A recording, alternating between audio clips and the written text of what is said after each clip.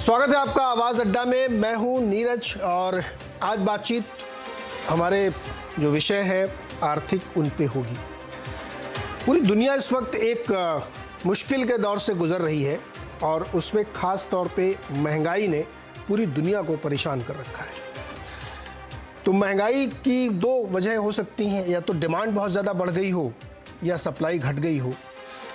तो आधे से ज़्यादा या 2/3 वर्ल्ड में अगर आप देखें तो डिमांड की वजह से बड़ी मुश्किल खड़ी हो रही है, ख़ास तौर पे अमेरिका में, यूरोप में, फिर उसमें थोड़ा सप्लाई का भी मुश्किल आ रहा है। ऐसे में अमेरिकन मार्केट या अमेरिकी केंद्रीय बैंक का एक बहुत ही महत्वपूर्ण फैसला आना है।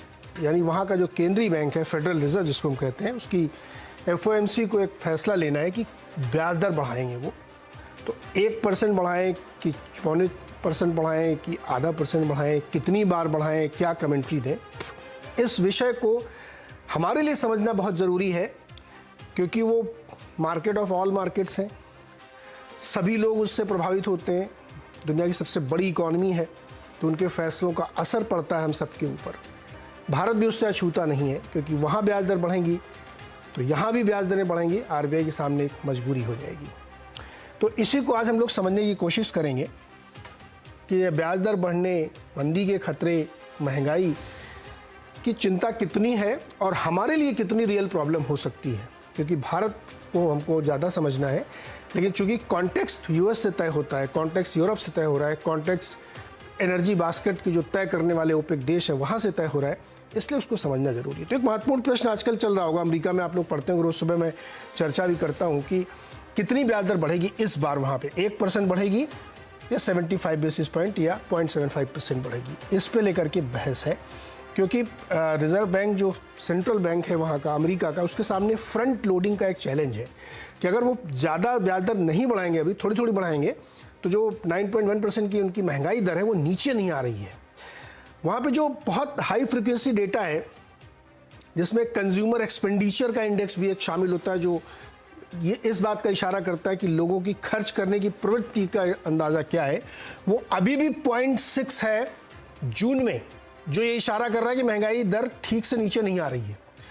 तो उस अंदाजे से लगता है कि शायद 1% भी बढ़ सकती है या 75 बेसिस पे रुकेगा। एक सवाल तो ये है। दूसरा सवाल जो क्या उसकी वजह से थोड़ी सॉफ्ट लैंडिंग या जिसको अंग्रेज़ी में रिसेशन कह रहे हैं वो हो सकता है क्या? हालांकि इस पर भी बहुत डिबेट है। कुछ लोग कह रहे हैं कि नहीं होगा, वहाँ की जो वित्त मंत्री हैं जेनेट येलन जी, वो कह रहे हैं कि नहीं ऐसा नहीं होगा, हम कॉन्फिडेंट हैं। लेकिन बहुत सारे इकोनॉमिस्ट इस बात से सहमत नहीं। उनको लगता है कि जिस तरीके से रियल एस्टेट की सेल्स गिरी है, जिस तरीके से कंज्यूमर बिहेवियर अब चेंज होता हुआ दिख रहा है, आगे जाते हुए मुश्किल खड़ी होगी। इसी बीच IMF ने अपने अनुमान पेश किए। इसका अंदाज़ा जो अधिकारी लोग हैं IMF के, उन्होंने करीब 15-20 दिन पहले कहा था कि इस मंथ एंड तक हम अपने जो अनुमान जारी करेंगे उसमें नीचे की तरफ रिवीजन होगा। तो भारत का पहले सुन लीजिए। IMF ने जो अपना आउटलुक रखा है उसमें 80 बेसिस पॉइंट FY23 यानी चालू वित्त वर्ष और FY24 यानी अगले वित्त वर्ष के लिए अपनी ग्रोथ के अनुमान कम कर दिए हैं। 80 बेसिस पॉइंट का मतलब होता है 0.8%, दोनों साल के लिए, इस साल के लिए भी और अगले वित्त वर्ष के लिए भी। उनका ये मानना है कि जिस तरीके से परिस्थितियां बदली हैं आउटर मार्केट में, इंटरनेशनल मार्केट में, उसका असर भारत पे पड़ेगा और RBI जो सख्ती कर रहा है, ब्याज दरें बढ़ा रहा है, लिक्विडिटी कम कर रहा है, वो उसी का परिणाम है। तो इसकी वजह से उन्होंने अपने अनुमान घटाए। इसी तरीके से दुनिया की जो ग्रोथ है, वर्ल्ड का जो इकोनॉमिक आउटलुक है, उसमें भी उन्होंने सिग्निफिकेंट कमी की है और ये इस साल में दूसरी बार कर रहे हैं। वो एक बार उन्होंने अप्रैल में घटाया था, एक बार वो फिर घटा दिया उन्होंने। अब उनका ये मानना है कि जो ग्रोथ है वो 2.9% पे आ जाएगी, जो पहले 3.2% पे थी। US का भी अनुमान उन्होंने घटा दिया है 140 बेसिस पॉइंट। अब वो कह रहे हैं कि 2.3% होगी। तो यानी IMF ने पूरी दुनिया के अनुमान घटाए। फेडरल रिजर्व के सामने एक चुनौती है महंगाई कम करने की, तो वो ब्याज दर बढ़ाने पे आमादा है। और हमारे यहाँ भी अगस्त के पहले हफ्ते में रिजर्व बैंक की बैठक है मॉनेटरी पॉलिसी की, उसमें भी ब्याज दरों को लेकर के अनुमान लगने शुरू हो गए। तो इसको हम समझेंगे और साथ ही ये समझने की कोशिश करेंगे कि जो पहले की परिस्थितियां थी एनर्जी को लेकर के, सप्लाई को लेकर के, फूड इन्फ्लेशन को लेकर के, क्या वो ईज़ होना शुरू हुई हैं कि नहीं हुई हैं। इसी मसले में बातचीत करने के लिए हमारे साथ जो विद्वान जन हैं, मैं उनसे आपका परिचय करा दूं। दुनिया भर में जाने माने एनर्जी एक्सपर्ट नदेन तनेजा जी हैं और इनका इलाका सबसे ज़्यादा परेशान करता है। अभी 2 दिन पहले टरबाइन आई, गैस शुरू हुई, 30% जा रही थी, अब फिर 10% आज कम कर दी, तो वो एक बड़ी प्रॉब्लम क्रिएट कर रहा है रशिया। दूसरे हमारे विद्वान हैं शिवकांत शर्मा जी, जो खुद लंदन में रहते हैं और वहाँ बड़ी राजनीतिक उठापटक, महंगाई सब कुछ एक साथ वहाँ पे चल रहा है। तो शिवकांत जी से समझेंगे कि यूरोप की स्थिति क्या है। साथ ही 2 हमारे साथ आर्थिक एक्सपर्ट है, फंड मैनेजर हैं, पाइपर सेरिका के फाउंडर हैं अभय अग्रवाल जी। अभी हम लोग बातचीत कर रहे थे कि ये टर्की और यूरोप के कई देश घूम के आए, जर्मनी, फ्रांस भी गए थे, तो वहाँ का भी हाल लेंगे। और साथ ही अमेरिका से हमारे साथ जुड़ रहे हैं, कैलिफोर्निया से हमारे ख्याल में एनसिट कैपिटल के मैनेजिंग पार्टनर अनुराग सिंह। आप सबका बहुत बहुत स्वागत है। अनुराग, मैं पहले आपसे शुरू करूँगा क्योंकि यूएस में ये डिबेट बड़ी ज़ोर से चल रही है कि 1% की 0.25%। पहले जब इन्फ्लेशन का नंबर आया था तो 1% का जोर हो गया कि नहीं, अब तो 1% करना ही पड़ेगा। फिर धीरे धीरे जब कुछ हाई फ्रिक्वेंसी डेटा आया तो उससे लगा नहीं, अभी तो थोड़ा ठीक हो रहा है, तो 75 बेसिस पॉइंट की तरफ लोगों का झुकाव हो गया है। लेकिन अब फिर से 1% की तरफ कुछ लोग बात करने लगे हैं। तो पहले ये समझाइए कि क्या होने वाला है।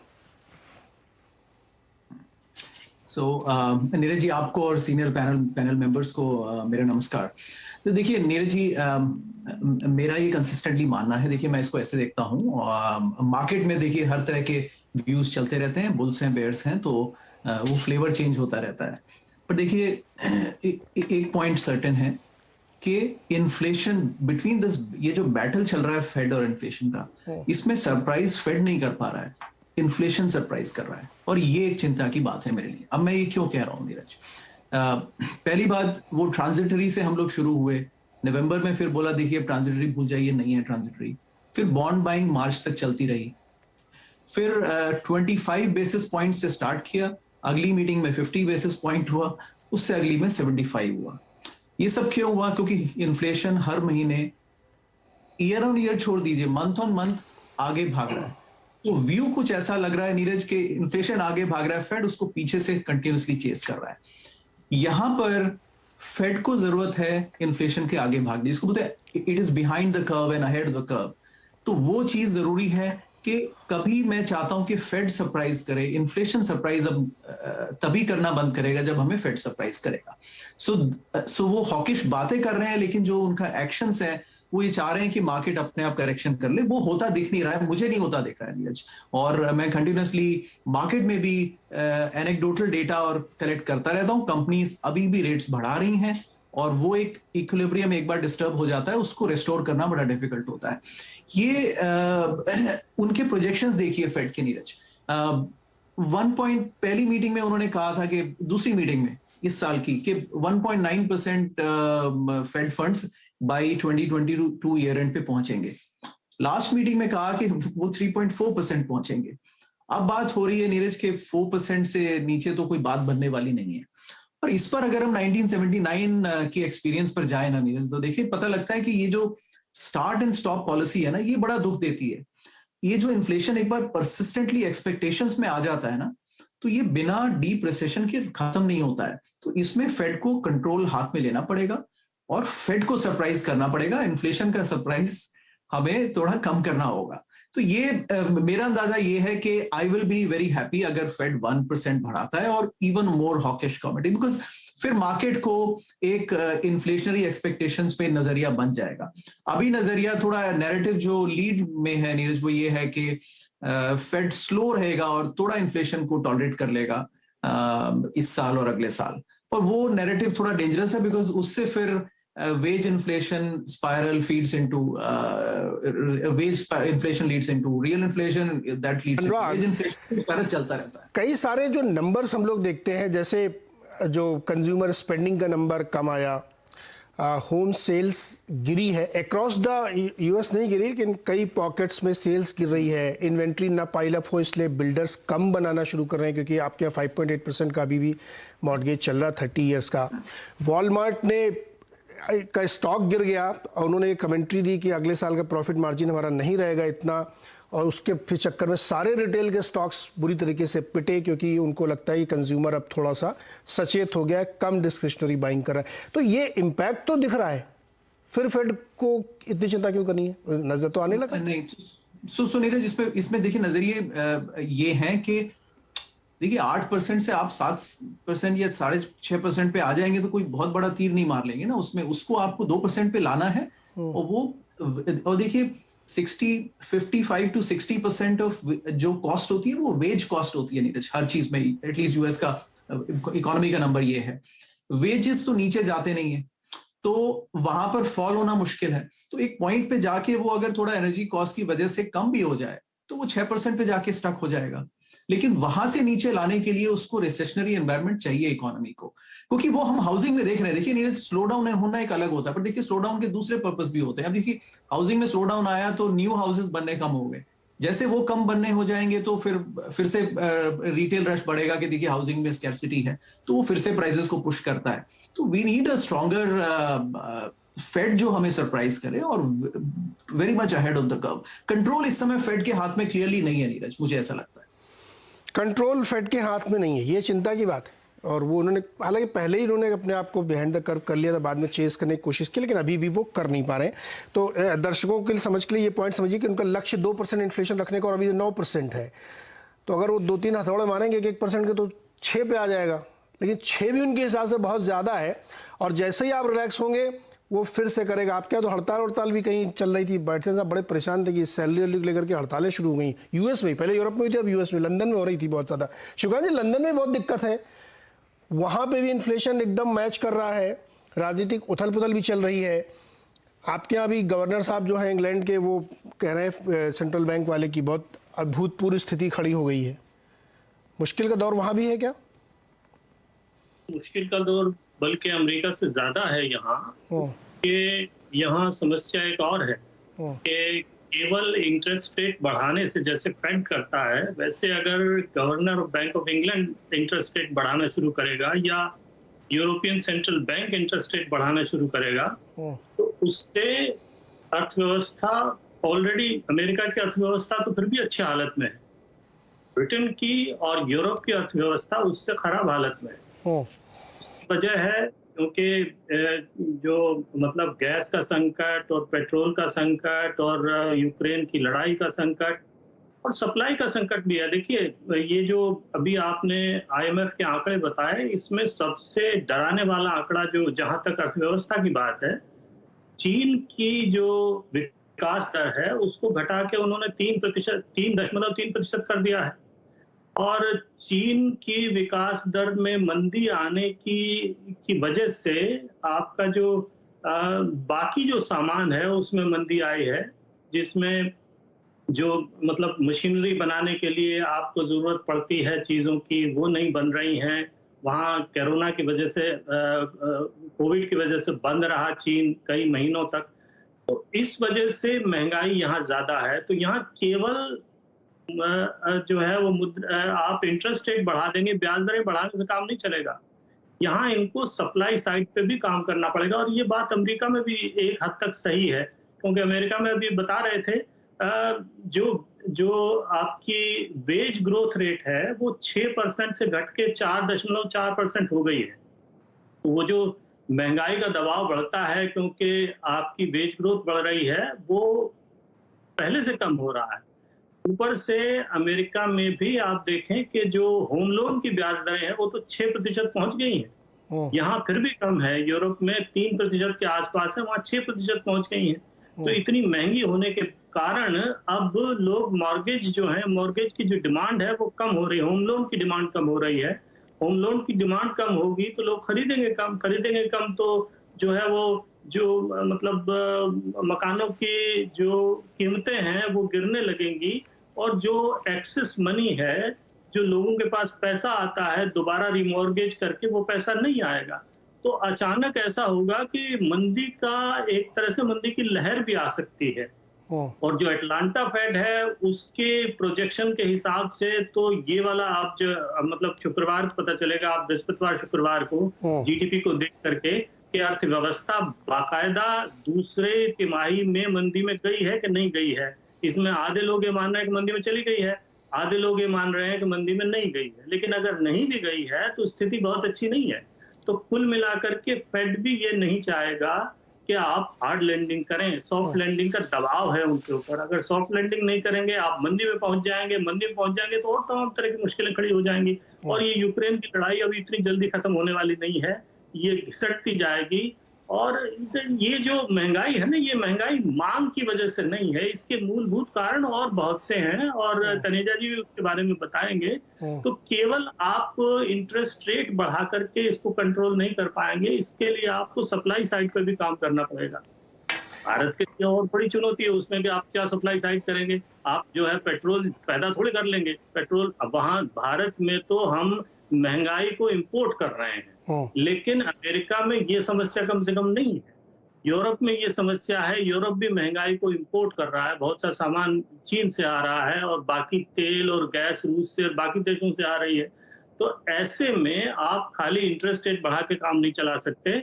और ये इंटरेस्ट, अगर आपने इंटरेस्ट रेट बढ़ाए तो उससे ब्याज दरें बढ़ेंगी, ब्याज दरें बढ़ेंगी उससे और महंगाई बढ़ेगी। तो आप महंगाई को घटाने की बजाय महंगाई को उल्टा और उसमें आग में घी का काम करेंगे। तो बहुत संभल के इनको चलना पड़ेगा। इसलिए अब ये हो रहा है कि फेड की जो ब्याज दर बढ़ाने की जो गति है वो सबसे तेज है। बाकी सारे बैंक फेड के साथ नहीं चल पा रहे हैं। आप छोटे मोटे देशों की बात आप छोड़ दीजिए, सिंगापुर है, मलेशिया है, न्यूजीलैंड है, वो फेड के साथ चल रहे हो, लेकिन जापान का बैंक फेड के साथ नहीं है। यूरोपियन सेंट्रल बैंक फेड से धीमी गति से चल रहा है। आपका ब्रिटेन का जो केंद्रीय बैंक है वो फेड से धीमी गति से चल रहा है। तो ये लोग समझ गए हैं कि वो फेड की रफ्तार से नहीं चल सकते। और फेड की रफ्तार भी अनुराग मानते हैं संतोषजनक नहीं है और तेज होनी चाहिए, क्योंकि नहीं, मैं नहीं मानता वो तेज होनी चाहिए। उसका अनुराग बताइए, शिवकांत जी कह रहे हो तेज नहीं होनी चाहिए वरना एक दूसरी समस्या खड़ी हो जाएगी। शास्त्री जो है ये मानते हैं कि अगर फेड इस वक्त 1% बढ़ा देगा या तेज गति से बढ़ाएगा तो फेड गलती करेगा। इस वक्त फेड को भी पहले देखना होगा। अभी ये जो 3 दिन है ये तय कर देंगे कि अर्थव्यवस्था की हालत क्या है और बहुत कुछ उसके ऊपर निर्भर करेगा। अभी 5 कंपनियों के नतीजे आने हैं कल और परसों में। बहुत ही महत्वपूर्ण है। जो बड़ी कंपनियां हैं वो आपका तय कर देंगी कि आप कहाँ। वो ये बात आपने बहुत सही कही शिवकांत जी। वो गूगल, एप्पल, टेस्ला, ये सब 4-5 बड़ी कंपनियां मिला के S&P का 30% वेटेज रखती हैं। और इनमें से अमेजोन ने अभी जो अपना, माफ कीजिए अमेजोन कह रहा हूँ, एप्पल ने अपना जो गाइडेंस दिया तो उसके बाद बड़ी धुआंधार सेलिंग आ गई थी। अनुराग एक छोटा सा कमेंट कि जो शिवकांत जी कह रहे हैं कि गलती करेगा फेड अगर 1% उसने बढ़ा दिया तो। नहीं तो नीरज जी उस पर छोटा सा रिएक्शन देखिए ये है कि आई अंडरस्टैंड एक सप्लाई साइड का कांस्टेंट है, एक डिमांड साइड का। तो पहले तो कंट्री स्पेसिफिक जाए तो हर देश की समस्या अलग है। अब आप भारत में देखिए तो मैं तो मानता ही नहीं कि इन्फ्लेशन है। यूरोपियन कंट्रीज का इन्फ्लेशन एनर्जी ड्रिवन है, कोर इन्फ्लेशन रिलेटिवली वहां पर 2% से करीब 3-3.5-4% की रेंज पर है based on the country, right. तो वो उतना बड़ा इशू नहीं है जितना यूएस में है। यूएस की समस्या अलग है, मनी सप्लाई सबसे ज्यादा यूएस में बड़ी है। चौथा ये Neeraj, I think growth down होने के बाद भी ना स्टैगफ्लेशन का डर रहता है। तो फेड को तो इन्फ्लेशन कंट्रोल करना है अल्टीमेटली। अब ग्रोथ भी डाउन हो सकती है लेकिन इन्फ्लेशन फिर भी हाई हो सकता है। देखिए हर सप्लाई के ऊपर एक डिमांड इसलिए होती है क्योंकि लोग उस प्राइस को देने के लिए तैयार हैं। At some point physical policy Fed कहता है कि गवर्नमेंट संभाले, हमारा काम है उस डिमांड को पुल करना। फेड क्लेम करता ही नहीं है कि हमारा काम है सप्लाई सॉल्व करना, वो गवर्नमेंट का काम है। लेकिन अगर गवर्नमेंट अपना काम नहीं करे तो फेड को तो अपना काम करना पड़ेगा। ओके, अभय जी के पास जाने से पहले मैं एक बार तनेजा जी के पास जाता हूँ। तनेजा जी, ये जो एनर्जी वाला मामला था इसमें मैं आपसे 2 चीज़ समझना चाहता हूँ। एक तो ये क्रूड और गैस की अलग अलग चाल चल रही है। $9 पे US LNG ट्रेड कर रही है इस समय, क्लोज टू $9, आप 8.89 कर सकते हैं आप। लेकिन क्रूड थोड़ा सस्ता हुआ, नरम हुआ और 105-106 की रेंज में आके टिक गया है। तो ये क्या सिर्फ उस वजह से कि यूरोप में गैस, एक ये समझाइए। दूसरा कि जो लगातार दबाव यूरोपियन देशों के ऊपर पड़ रहा है, गैस सप्लाई और कम होती जा रही है, ये क्या अगले 2-3 महीने में जब विंटर वगैरह शुरू होगा तो भयानक क्राइसिस की स्थिति बन रही है जिसको हम अभी से प्रिएम्प्ट नहीं कर रहे हैं? नीरज जी, पहले तो ऑयल और गैस का मॉलिक्यूल तो एक ही होता है। अगर आप देखें तो वो तो बात सच है, लेकिन दोनों अलग प्लेनेट है। क्योंकि ऑयल जो है उसको आप जानते हैं कि ट्रांसपोर्ट करना बड़ा इजी काम होता है। अगर आपको कुछ भी नहीं मिलता, समुद्री जहाज नहीं मिलता, तो आप कोका कोला की बोतल में रख के भी तेल को ले जा सकते हैं, पर गैस को नहीं ले जा सकते। तो इसलिए ऑयल जो है उसकी ग्लोबल बेंचमार्किंग है, पूरा अंतर्राष्ट्रीय बाजार है, प्राइसेस भी ग्लोबल है। लेकिन जो गैस है वो अभी तक काफी हद तक रीजनल है। पहले बहुत ही छोटी होती थी, रीजन बड़े हो गए हैं, लेकिन अभी भी वो रीजनल है। और क्योंकि गैस को ले जाने के लिए या तो आपको पाइपलाइन चाहिए, या आपको उसको जो है लिक्विफाइड करिए और समुद्री जहाज से लेकर के जाइए, जिसको एलएनजी बोलते हैं। अब उसके अलावा आपके पास और कोई चारा नहीं है, और कीमतों में दोनों में फर्क आ जाता है। इसीलिए हम देख रहे हैं कि जैसे अब भारत के अंदर जो है हम लगभग 53% अपनी जरूरत गैस की हम डोमेस्टिकली पूरी कर लेते हैं, जबकि तेल की हम 86% मंगाते हैं। यूरोप की स्थिति यह है कि यूरोप की अर्थव्यवस्था, खासतौर से जर्मनी वगैरह में, वो अपनी अर्थव्यवस्था कुल मिलाकर के ये मान के चली कि रूस के पास, हमारा पड़ोसी देश है, बहुत सारी गैस है। रूस के बारे में कहा जाता है वो गैस पे तैर रहा है, दुनिया के सबसे बड़े भंडार है। हालांकि मेरे ख्याल से ईरान में बड़े हैं, लेकिन रूस का दावा है कि उनके पास सबसे ज्यादा गैस है। तो काफी हद तक पश्चिम यूरोप में अर्थव्यवस्था ऐसी निर्मित कर दी कि वहां से गैस आ जाएगी, उस पर जो हम चलते जाएंगे और रिन्यूएबल एनर्जी वगैरह जो है लेकर के हम आगे आएंगे। अब यूक्रेन के बाद तो कहानी पलट गई। अब जर्मनी कैसे गैस मंगाएगा? जर्मनी के पास तो कोई एलएनजी इंपोर्ट करने के साधन ही नहीं है, उन्होंने कोई एलएनजी इंपोर्ट टर्मिनल बनाया ही नहीं, सब कुछ पाइपलाइन के आधार पर था। अब हमने ये देखा कि रूस ने थोड़ी समय के लिए गैस को चालू कर दिया, जो नॉर्ड स्ट्रीम है, उसके बाद फिर उसको कम कर दिया। तो ये एक उन्होंने सैंपल दिखाया है कि आने वाले जाड़े में क्या हो सकता है। दूसरी तरफ रूस दुनिया को ये भी संकेत दे रहा है कि वो कहीं ना कहीं एडजस्टमेंट को तैयार है, कि वो गैस की सप्लाई को नहीं रोकेगा, नॉर्मल गैस की सप्लाई वो दे सकता है। जैसे उसने कहा वो गेहूं की सप्लाई जो है उसने यूक्रेन से समझौता किया और उसी दिन बमबारी भी कर दी। तो ये मिक्स सिग्नल रशिया दे रहा है कि अगर आप नरमी रखें तो हम भी बिहेव करेंगे, अगर आपका रवैया कड़ा होगा तो हम फिर ये भी कर सकते हैं। तो वेपनाइज हो गया, नेचुरल गैस को वेपनाइज कर दिया गया, गेहूं को वेपनाइज कर दिया गया। तो उसके हालात ये आपको नजर आ रहे हैं। इस यही कारण है कि जो गैस की कीमतें हैं वो आप देख रहे हैं कहीं पे कुछ है। जैसे भारत के अंदर गैस की एक कीमत नहीं है, भारत में कई कीमतें हैं गैस की, है ना। सरकारी कंपनियों की अलग है, फर्टिलाइजर के लिए अलग है, आयातित गैस की अलग है वगैरह, उसकी क्योंकि तरह तरह तरीके से वो आती है। गैस किस तरीके से आपके पास आ रही है उसके हिसाब से काफी हद तक उसकी कीमत निर्धारित होती है। यूरोप में ट्रांसनेशनल गैस ज्यादा आती है, और यूरोप के अंदर में खासतौर से दूसरा सबसे बड़ा सप्लायर नॉर्वे है, जो समुद्र के जो पाइपलाइन से देता है और साथ में वो एलएनजी के माध्यम से भी देता है। ये यूरोप का संकट अब सबसे बड़ा ये है कि उन्होंने वेपनाइज तो कर दिया, गैस पर सैंक्शंस तो लगा दी, लेकिन पश्चिम यूरोप की अर्थव्यवस्था बिना गैस के गर्म पानी मिलने में लोगों को दिक्कत होगी, घर गर्म करने में उनको दिक्कत हो जाएगी। जर्मनी की बड़ी बड़ी कारों की कंपनियां हैं, तमाम और उद्योग धंधे हैं, फ्रांस के हैं, वो सब दिक्कत में आएगा, क्योंकि गैस के ऊपर काफी हद तक वो डिपेंड करते हैं, बिजली निर्माण के लिए भी करते हैं।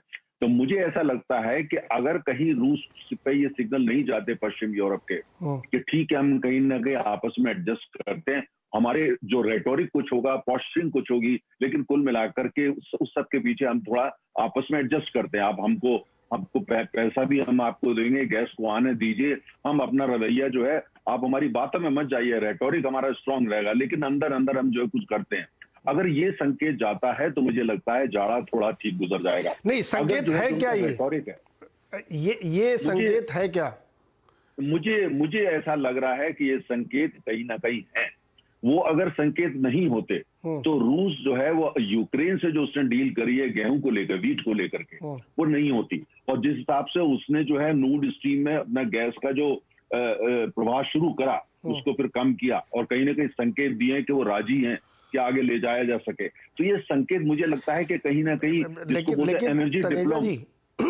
देखिए, आपकी बात सही है, ताजा भाव $9 से ऊपर निकल गया सर, 9.2।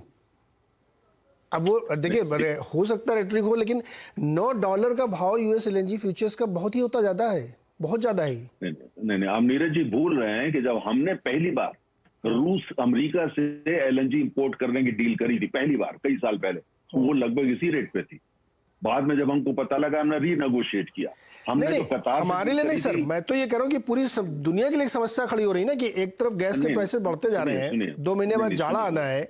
मैं आपको उसी की बात, मैं आपको उदाहरण उसी का दे रहा हूँ कि जैसा हम तेल के बारे में सोचते हैं कि ग्लोबल बेंचमार्किंग है, गैस के बारे में वैसा नहीं सोच सकते। गैस को कौन खरीद रहा है, कौन बेच रहा है, किस माहौल में बेच रहा है, किस माध्यम से बेच रहा है, यानी पाइपलाइन या एलएनजी, तमाम फैक्टर्स को, मित्र है, दुश्मन है, क्या है, उन सारी चीजों पे कीमत निर्धारित होती है। फॉर इंस्टेंस मैं आपको बताऊं, चीन जो है वो सबसे बड़ा आयातक है रूसी गैस का, उसका क्या रेट है यार, कोई नहीं जानता। किस दाम पे चीन जो है वो रूसी गैस खरीदता है, किसी को नहीं पता। उनकी लॉन्ग टर्म डील क्या है, किसी को नहीं पता। पाइपलाइन का टोटल जो है इकोनॉमिक्स क्या है, किसी को नहीं पता। बाहर कुछ कहा जाता है, अंदर कुछ है। ठीक यही इसी तरीके से जब पुराने समय में कुछ मित्र देशों को रूस गैस दे रहा था, उसके दाम कम होते थे। अब जो है मैंने देखा कि आप भरोसा दिला रहे हैं, बहुत चिंता नहीं करनी चाहिए। नहीं, चिंता, देखिए चिंता तो करनी चाहिए। हाँ। मैंने जैसे कहा कि इस पर डिपेंड करेगा कि यूक्रेन के क्या हालात होते हैं, पश्चिम यूरोप और अमेरिका का रूस पे क्या रवैया। अगर इनका रवैया जो है वो कड़ा होता है तो रूस जो है उसने पहले ही वेपनाइज कर दिया है गैस को, वो गैस को एक हथियार की तरीके से प्रयोग करेगा और पश्चिम यूरोप में ठंडक को बढ़ाएगा, अंधेरे को बढ़ाएगा, बेरोजगारी को बढ़ाएगा, अर्थव्यवस्था का चौपट करेगा, सब कुछ करेगा। तो अब ये तय करना होगा दोनों को मिलकर। सर आप घूम के आ रहे हैं अभी यूरोप? जी बिल्कुल। थोड़ा सा चैनल चेक फील दीजिए, फिर मैं आपसे सवाल पूछता हूँ। पहले बताइए कि वहाँ के हालात क्या है, ग्राउंड रिपोर्ट क्या है वहाँ की? देखिए, मैं गया था जर्मनी और फ्रांस थोड़े टाइम समय के लिए, और फिर उसके बाद वापस आते वक्त टर्की में रुका। पर जर्मनी और फ्रांस में अभी जो सेंटिमेंट है वो लोगों का थोड़ा कॉन्फिडेंस वीक है, क्योंकि उनको ये समझ में नहीं आ रहा कि ये जो प्रॉब्लम है इन्फ्लेशन की, जो उन्होंने कभी देखी नहीं थी। हमारा जो देश है, हमने हर तरह की तकलीफें देखी हुई हैं और देखते हैं, तो इन्फ्लेशन से इतना कोई डर नहीं लगता। पर ये जो अभी यूरोपियन देश देख रहे हैं, स्पेशली जर्मनी और उसके आसपास के देश, इस तरह की प्राइस इंक्रीज उन्होंने कभी देखी नहीं है। तो उनके लिए और एक तो प्राइस इंक्रीज है कि चलिए आपका कॉस्ट बढ़ गया, आपको ज्यादा पैसा देना पड़ेगा। दूसरी तरफ है स्केर्सिटी, कि सामान ही नहीं मिल रहा, सामान मतलब एनर्जी नहीं मिल रही। तो फ्रांस में मैं था तो वहां पे डिस्कशन चल रहा था कि रात को जो लाइटें हैं, स्ट्रीट लाइट्स, वो अब कम कर देते हैं।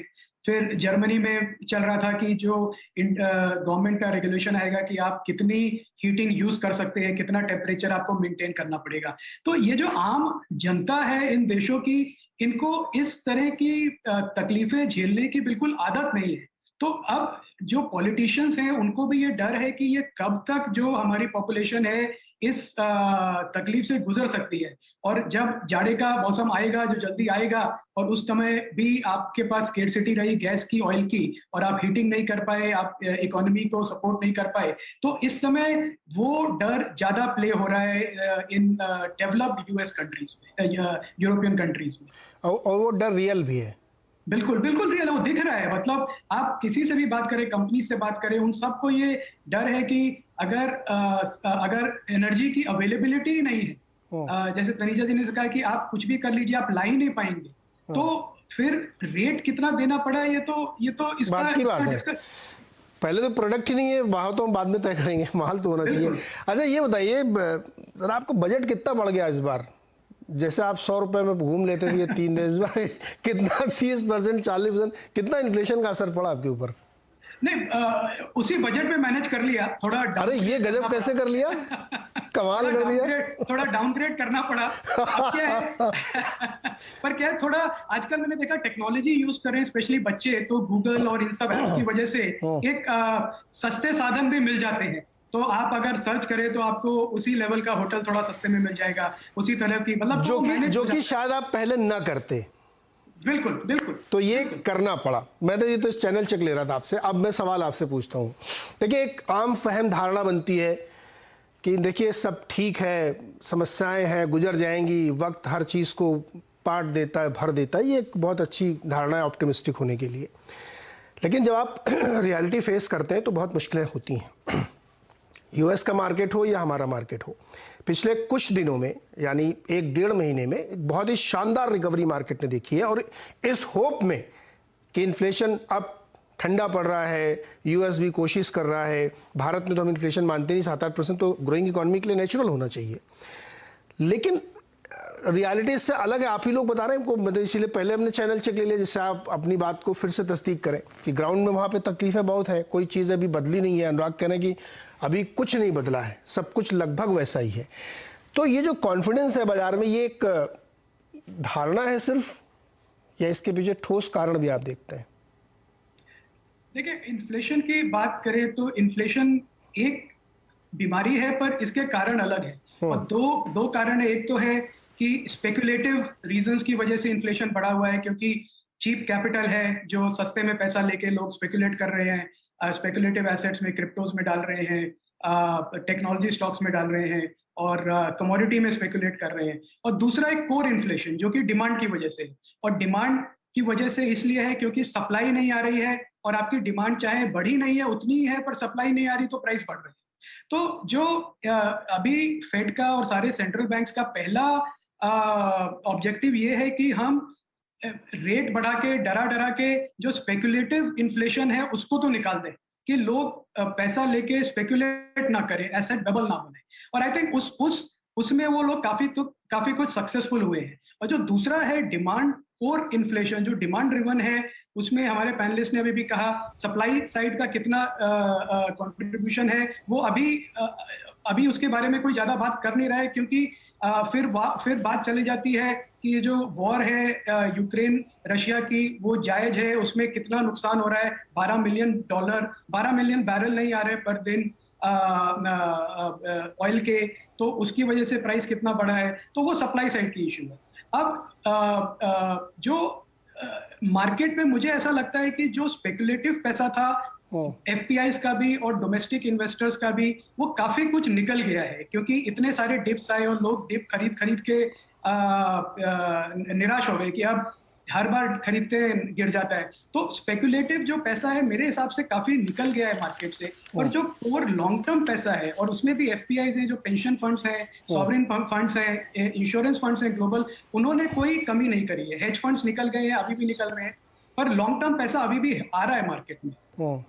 लॉन्ग टर्म पैसा अभी भी मार्केट में आ रहा है। अनुराग,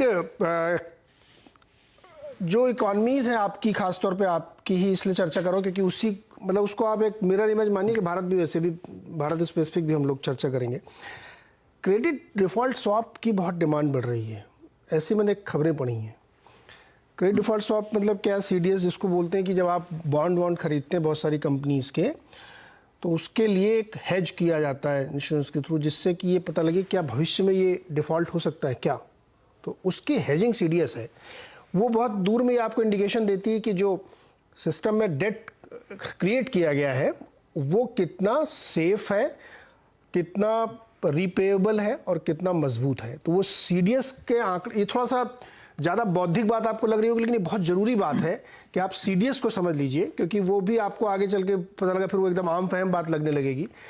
तो क्या सीडीएस की दिक्कतें हो रही हैं क्या अमेरिका में? सो नीरज जी, मेरा तो इसमें पोजीशंस नहीं रहती हैं पर्सनली, बट मैं पोजीशन के बारे में बात ये कर सकता हूँ कि रिसेशनरी एनवायरनमेंट जब भी आता है, और स्पेशली मॉनेटरी एक्सपेंशन के बाद जब आता है, तो अब बैंकिंग सिस्टम में डिफॉल्ट की बातें बढ़ जाती हैं। तो अभी अगर आप यूएस में देखें तो यूएस बैंक्स जो हैं तकरीबन वो बुक वैल्यू से नीचे ट्रेड कर रहे हैं, या बुक वैल्यू से, बस जेपी मॉर्गन है जो बुक वैल्यू से जस्ट थोड़ा सा अबव ट्रेड कर रहा है, और बैंक ऑफ अमेरिका, बाकी तकरीबन जस्ट अराउंड बुक वैल्यू पर आ गए हैं, विच मीन्स दैट जो उनकी वैल्यूएशन बेयर मिनिमम होनी चाहिए उतनी ही है। तो इसका मतलब ये है कि मार्केट प्राइस इन कर रहा है कि रिसेशन आएगा तो डिस्काउंट, तो क्रेडिट डिफॉल्ट्स बढ़ेंगे। कंट्री लेवल पे अगर बात करें तो जी कंट्री लेवल पे भी हमने श्रीलंका में क्राइसिस देखा, अबाउट 10-12 और कंट्रीज की बात चल रही है, काफी developing countries because of this इस क्राइसिस में आ रहे हैं, तो वहां पर भी कैपिटल जो है वो डॉलर को ही चेस कर रही है। तो नीरज, आई थिंक कहना मुश्किल है क्या होगा, बट अनसर्टेन सिनेरियो में ऑब्वियसली एवरी इन्वेस्टमेंट के पीछे ह्यूमन माइंड्स ही लगे हुए हैं, तो मेरे ख्याल से डॉलर ही सेफ एसेट है इस मामले में, जिसको हर कोई चेस करना चाह रहा है। डिफॉल्ट की कंडीशन जो है वो डॉलर में ही लीस्ट है, बट इवन यहाँ पर भी at a bank level demand इसलिए हाई है क्योंकि बैंकिंग सिस्टम में डिफॉल्ट की भी कुछ उम्मीदें हैं। उतना सीवियर नहीं होगा जितना 2008 जैसा है, क्योंकि वो समस्या दूसरी थी, बट इतना छोटा सा कमेंट है नीरज जी। हाँ, बड़ा एक इंटरेस्टिंग बात मैंने अभी 2 दिन पहले ही पढ़ी, जब ये सारे बैंक्स के रिजल्ट्स आ रहे थे यूएस के, तो उन्होंने कहा कि हमारी बैलेंस शीट, इवन बल्कि जेमी डमान जो जेपी मॉर्गन के हेड हैं, उन्होंने ही कहा था ये कि इस बार 2008 से फ़र्क थोड़ा ये है कि जो हमारी बैलेंस शीट है वो बहुत ज़्यादा स्ट्रांग है, तो अगर रिसेशन आता तो हम झेल ले जाएंगे। ये बात ऑफिशियली उन्होंने कही और ये एक तरीके से बहुत सारे बैंकों के बिहाफ में कही। लेकिन चूंकि जो परिस्थिति अभी शिवकांत जी एनालाइज कर रहे थे कि एक ऐसा सिचुएशन अभूतपूर्व तरीके से आ जाता है, फिर हाथ पैर फूल जाते हैं, जैसे कि फेड के हाथ पैर फूल गए ना, पहले तो रिसेशन है ही नहीं, ट्रांजिटरी है, मान ही नहीं रहे थे, पता नहीं क्या, फिर अचानक से ज्ञान हुआ कि नहीं है। तो मैं इस बात पे 50% रिस्क डिस्काउंट दूंगा कि हो सकता है जो बात वो कह रहे हैं वो 50% ही सही हो, कल को पता नहीं क्या चीज़ निकल के आ जाए और आप कहेंगे अच्छा अब तो मैनेज करना बड़ा मुश्किल हो रहा है। तो इसलिए ये सवाल मैंने यहाँ पे रखा, चूँकि ये बहुत इंपॉर्टेंट क्वेश्चन मुझे लग रहा था। शिवकांत जी, हम लोगों ने भी काफ़ी चर्चा की यूएस की, यूरोप की, तमाम चीज़ों की, लेकिन भारत के स्पेसिफिक हम लोग अब आते हैं। हमारे यहाँ भी वैसा ही माहौल है कि ब्याज दरें बढ़नी है कि नहीं है। अब ये जुलाई अगस्त के पहले हफ्ते की फेड, उसकी फेड कह रहा हूँ, रिजर्व बैंक की MPC बैठक में तय होगा। क्या जो रास्ता यूएस दिखा रहा है उसी को फॉलो करना पड़ेगा? देखिए, मैंने जहां बात छोड़ी थी वहीं से शुरू करता हूं। ब्याज दरें बढ़ाने से पेट्रोल सस्ता हो जाएगा क्या भारत में? भारत जो है वो, भारत की महंगाई की सबसे बड़ी समस्या ईंधन का आयात है या सेमीकंडक्टर का आयात है, या जो चीजें हम आयात कर रहे हैं वो चीजें बाकी दुनिया में महंगी हो गई हैं, वो तो महंगी रहेंगी ना। आप जितनी मर्जी ब्याज दरें बढ़ा लें, हाँ ये हो सकता है ब्याज दरें बढ़ाने से जो इस वक्त एक्सेस सप्लाई मनी की है मार्केट में, वो शायद जो है वो साफ हो जाए, या जो सट्टेबाजियों में पैसा लगा है वो लगना बंद हो जाए। लेकिन भारत की अगर बात करें तो कितना पैसा सट्टेबाजी में लगा, मतलब ये देखें कि भारत में एक बात बार बार की जा रही है, बहुत बड़ा इश्यू बन गया है ये कि साहब डॉलर 80 रुपए का हो गया, डॉलर 80 रुपए का हो गया। 2010 की तुलना में अगर आप रुपए के मूल्य को देखें तो रुपए के मूल्य में 113% की गिरावट आई है। 2010 में 1 रुपया जो था वो 113% गिर गया है 2022 में आके। डॉलर की कीमत में 38% की कमी आई है। तो असल में जो डॉलर आज आपको 80 रुपए का दिखाई दे रहा है, अगर इन्फ्लेशन एडजस्ट कर लें तो वो डॉलर 60 रुपए का है। तो मैं तो ये मानता हूँ रुपया महंगा हुआ है, सस्ता कहाँ हुआ है। अब सड़क पे बैठ के झंडा लहराने के लिए, राजनीति करने के लिए तो ये बड़ी अच्छी बात है, या ट्वीट कर लीजिए आप इसके ऊपर और लोगों को बेवकूफ बना लीजिए। लेकिन असल में बात उल्टी हो रही है, और ये जो मतलब जैसे हमारे यहाँ इन्फ्लेशन की वजह से रुपए का स्वाभाविक रूप से अवमूल्यन हुआ है, उसके हिसाब से डॉलर कहीं नहीं जा रहा। तो हमें इसकी चिंता नहीं करनी चाहिए कि हम कुछ भी करेंगे, भारत कुछ भी करेगा उसकी वजह से डॉलर महंगा हो जाएगा और ये हो जाएगा वो हो जाएगा, इससे कोई फर्क नहीं पड़ेगा। बल्कि डॉलर जितना महंगा हो रहा है उतना निर्यात में भारत को फायदा हो रहा है, निर्यातकों को उससे।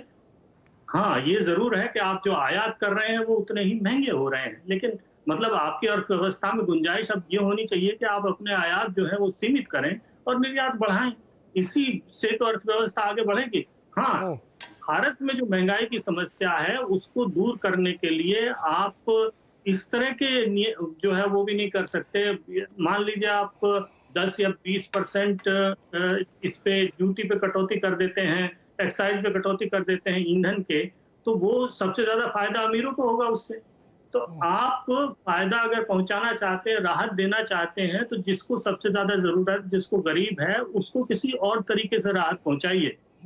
मैं तो अगर आप पेट्रोल ड्यूटी कम करते हैं तो ये टैक्स कट होगा, और महंगाई में आप टैक्स कट करेंगे तो उससे महंगाई बढ़ेगी। यही तो यहाँ ब्रिटेन में इस वक्त तो यही बहस चल रही है कि आप अभी टैक्स करें या आपकी अर्थव्यवस्था टैक्स कट सहने लायक हो जाए उसके बाद टैक्स करें। यही तो जो है ऋषि सुनाक कह रहे हैं, और यही लिज जो है वो लिज ट्रस्ट जो है इसके विपरीत करे, वो करे अभी टैक्स कट कर लो, बाद में जो है अपना जो उधार है वो बढ़ता जाएगा, उसको स्ट्रेच कर लेंगे, अगली पीढ़ी भरती जाए। हमारे यहाँ ऑलरेडी इतना हो गया है उधार कि जो 1 रुपया रेवेन्यू आता है उसका 27 पैसा आप उसके जो है वो उधार को डेट सर्विस करने में खर्च कर रहे हैं। तो आपने अगली पीढ़ी का 27% तो वैसे ही गिरवी रख दिया है, अब आप और कितना गिरवी रखते जाएंगे।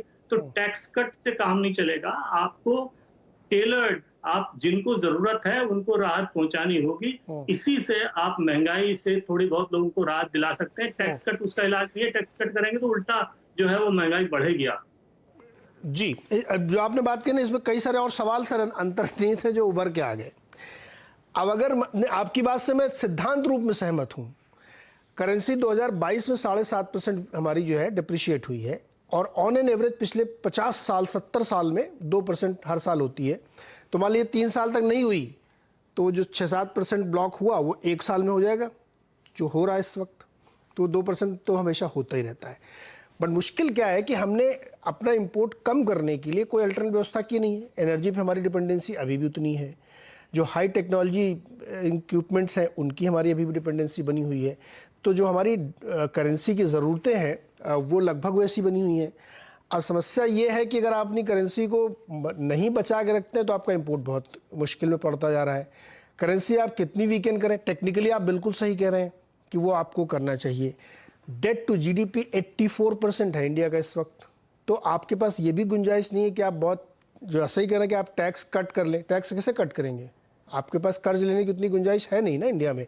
तो बड़ी एक मुश्किल एक दुविधा की स्थिति यहाँ पैदा होगी। तनेजा जी, आप तो मतलब अर्थशास्त्री भी हैं, सरकार से भी कनेक्टेड है, इस सवाल का जवाब है क्या आप लोगों के पास कि ये जो विचित्र सी परिस्थिति बनी है इसको कैसे आप डील करेंगे? क्योंकि अगर आप करेंसी को बहुत ज़्यादा वीकेंड होने देंगे तो एफपीआई का फ्लाइट नहीं रुकेगा।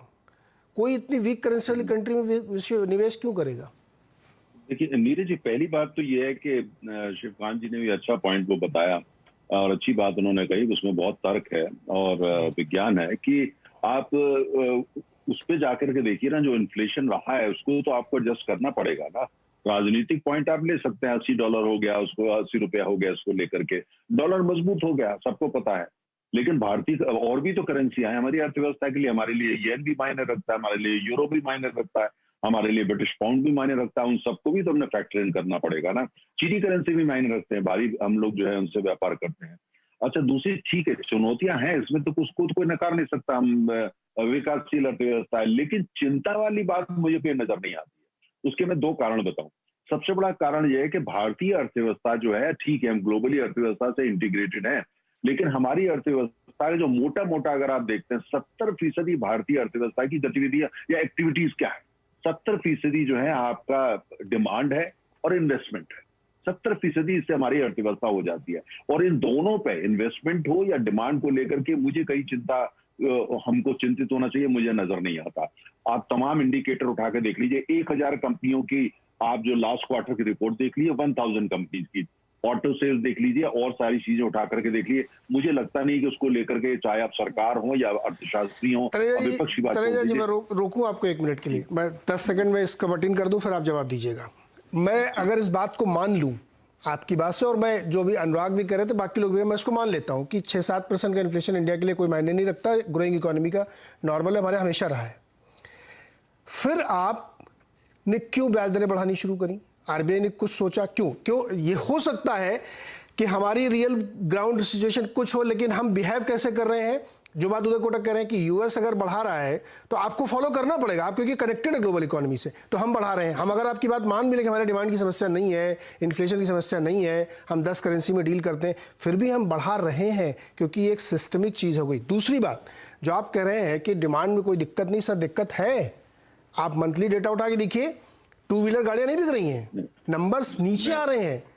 और ये बात मैं नहीं कह रहा हूं, ये फाडा कह के गया हमारे चैनल पे कि 2 व्हीलर यानी जो 1-1.5 लाख की गाड़ियां गांव शहरों छोटे शहरों में बिकती है, उसकी डिमांड नहीं पिकअप हो रही है, और 15 लाख से नीचे वाली कारों की डिमांड नहीं पिकअप हो रही है। ये फैक्ट है। मैं नीरज जी, देखिए अगर आप पूरा उठा करके, मैं जो बात कर रहा था कि मोटा मोटा सब कुछ उठा कर तो देखे हैं, मैंने कहा ठीक है चुनौती है, उसको कोई मना नहीं करा, लेकिन मैंने ये कहा कि इसको लेके हमको कोई चिंता हो जाए वो नहीं हमको, मुझे लगता नहीं कि हम उस मुकाम पे अभी पहुंचे हैं। दूसरी बात आपने जिक्र करी इंटरेस्ट रेट की।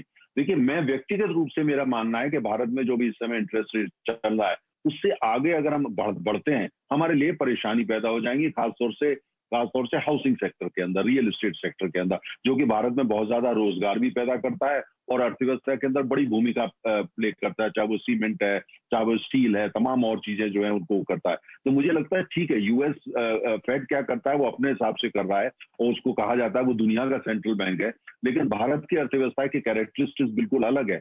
हमको ये उसको ध्यान में रखना पड़ेगा, मेरी अपनी ये राय है। मेरी ये राय है कि ठीक है वो 0.75% बढ़ा दें, जो मुझे लगता है वो करेंगे, लेकिन भारत को जो है अपना ये देखना पड़ेगा कि हमारी जरूरत क्या है। और मेरा ये मानना है कि डिमांड और इन्वेस्टमेंट के साथ में दुनिया में जो जैसी खबरें हो रही हैं, जैसा शिवकांत जी ने बताया कि इंग्लैंड में क्या है या यूरोप में क्या है और अमेरिका में क्या है, हम सब पढ़ रहे हैं, लेकिन मुझे लगता है कि इस सबसे भारत को लाभ होगा अगर वहां पे ये चिंताएं बढ़ती हैं, इन्वेस्टमेंट अपॉर्चुनिटीज कम होती हैं, फ्यूचर प्रोस्पेक्ट डिम होते हैं, तो वो निवेश कहाँ जाएगा? दुनिया में कौन सी ऐसी अर्थव्यवस्था है जिसकी तरफ वो आएगा? मैं ऐसा नहीं कह रहा कि हम कोई ब्राइटेस्ट स्टार है, लेकिन हम लगभग हैं, वो इन्वेस्टमेंट यहाँ आएगा।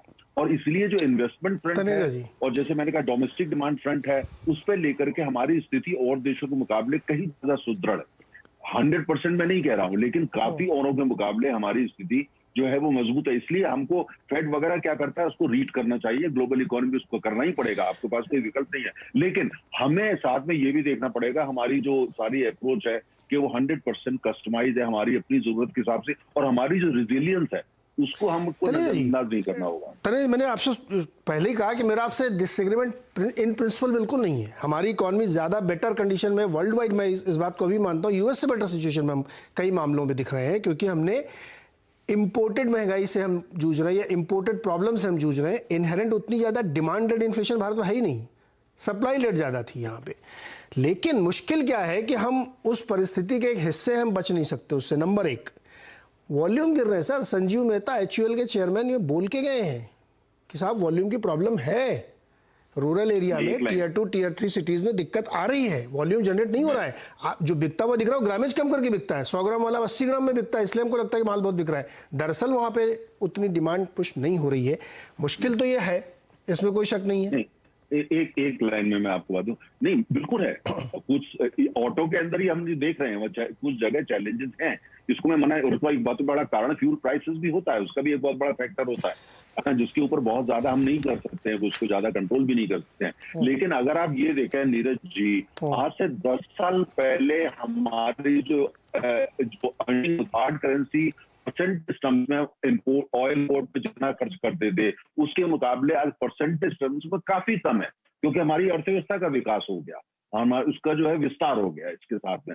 तो परेशानी अब भी होती है, लेकिन परेशानी उतनी नहीं होती परसेंटेज टर्म्स में जो 10 साल पहले होती थी या 15 साल होती थी। और दूसरी बात, मैंने जैसे कहा कि अगर पूरी दुनिया की अर्थव्यवस्था उठा करके देखते हैं और भारत की देखते हैं या अपॉर्चुनिटीज को देखते हैं, सरकारी नीतियों को देखते हैं, डायनेमिज्म में देखते हैं, कुल मिलाकर के एक उस होप को देखते हैं, तो मुझे लगता है we are very well placed. हमको चिंतित नहीं होना, लेकिन चुनौतियां हैं, इसको मैं नहीं नकार।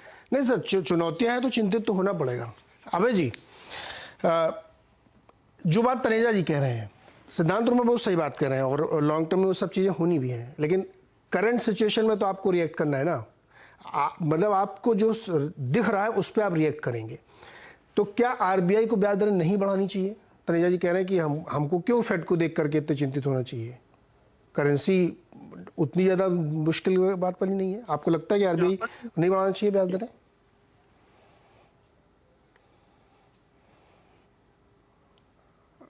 मुझे लगता है नीरज जी कि जो हमारी प्रॉब्लम है हमें उसकी सोल्यूशन ढूंढनी चाहिए। मतलब हम यूएस को देख के अपना रेट बढ़ा लें तो मतलब बीमारी किसी और की है, दवा हम अपने आप को दे रहे हैं, तो उसका क्या मतलब है? सबसे बड़ी इशू जो इंडिया का है इस समय वो ये है कि हम अपना ग्रोथ कैसे मेंटेन करें लॉन्ग टर्म। अगर हमारा ये ऑब्जेक्टिव है कि 8 से 10% का GDP का ग्रोथ होना चाहिए, तो ये जो सप्लाई साइड की प्रॉब्लम है इसको हमें एक मौके के रूप में ट्रीट करना पड़ेगा। इसको हमें ये देखना पड़ेगा कि क्या क्या चीजें ऐसी है ऑयल के अलावा जो हम इंपोर्ट कर रहे हैं जिसको हम इंडिया में बना सकते हैं। जैसे सिंपल चीजें हैं, इलेक्ट्रॉनिक आइटम्स है, APIs हैं फार्मास्यूटिकल के, सेंसर्स हैं जो सेमीकंडक्टर कंपनीज इंडिया में भेजती हैं जो मोबाइल फोन पे गाड़ियों में लगते हैं।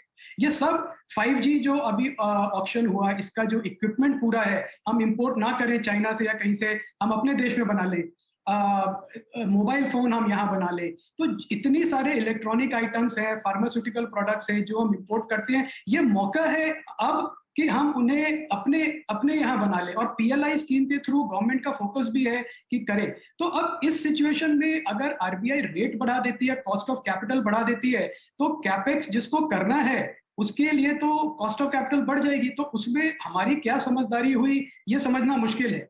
तो RBI को बिल्कुल रेट उतना बढ़ाना चाहिए कि जो स्पेकुलेटिव एक्सेस है जो सट्टेबाजी है, जैसा शिवशंकर शर्मा जी ने कहा, उतना पैसा निकल जाए, पर जो कोर ग्रोथ के लिए जो पैसा चाहिए उसकी कॉस्ट ऑफ कैपिटल बिल्कुल नहीं बढ़नी चाहिए, क्योंकि वो फिर लॉन्ग टर्म जीडीपी ग्रोथ को इम्पैक्ट करेगा। और भारत जैसा देश, अगर हमारा सिर्फ हर प्रॉब्लम का हमारा सिर्फ एक सोल्यूशन है, वो है ग्रोथ, और हमको बस वही करना है कि जो हमारी ग्रोथ को सस्टेन करे, जीडीपी के ग्रोथ को सस्टेन करे, और उसके लिए हर प्रॉब्लम का एक अपॉर्चुनिटी की तरह देखना पड़ेगा हमें। तो मुझे नहीं लगता आपके सवाल के जवाब में कि आरबीआई को सिर्फ इसलिए रेट बढ़ा देना चाहिए क्योंकि फेड ने रेट बढ़ा दिया है। ग्रोथ कैपिटल एक चैलेंज है सर। एक डेटा आप लोगों के सामने रखता हूँ, अनुराग जी आप भी सुनिएगा। मैं ये क्यों कर रहा था, क्योंकि जो करेंसी की वजह से फ्लाइट है वो नंबर्स में दिख रहा है।